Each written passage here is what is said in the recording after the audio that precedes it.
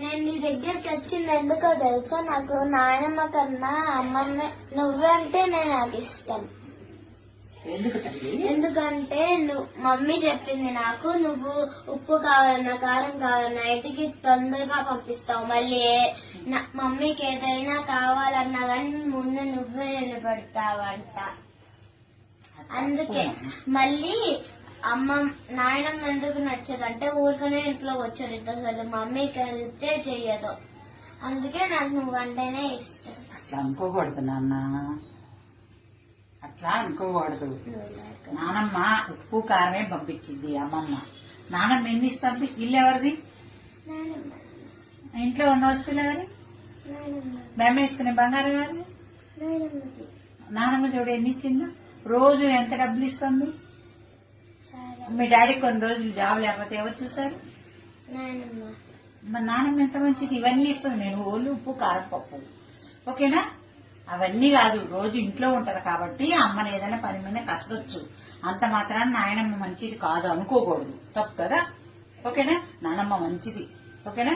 మీకు ఏదైనా ఎందుకు ఇప్పేది అంటే జలుబులు దగ్గులు వస్తాయని ఇప్పేదు. నేను ఒక్కరోజు వచ్చిపోతారు కాబట్టి ఏదో ఒకటి ఇప్పిస్తా. మళ్ళీ ఇక్కడ జ్వరం వస్తే కూడా నాయనమ్మే చూపించింది కదా మీకు. మరి ఓకేనా? నాయనమ్మ మంచిది కదా, ఓకేనా? నాన్నమ్మతో బాగా ఆడుకుంటావా? ఓకే తల్లి, ఓకే కూడా ఇలానే చూసుకుంటా. ఓకే. ఆమె ఏం అడిగిద్ది? మంచిగా 2 మాటలేగా అడిగేది. ఓకే అమ్మా. హలో, ఏం చేస్తున్నావు అమ్మా? మీ ఆయన వచ్చి అమ్మాయిని దింపి వెళ్ళాడమ్మా.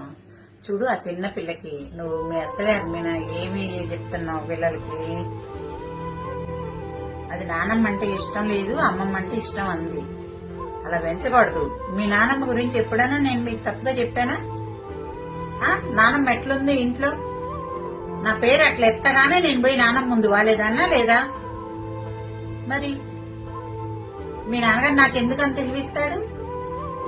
వాళ్ళ ఫ్యామిలీని బాగా చూసుకుంటాను కాబట్టి. మీ బాబాయిలు గాని, మీ నానమ్మని గాని, మీ తాతగారిని గాని నేను ఎక్కడ చూసుకున్నాను? అవునా?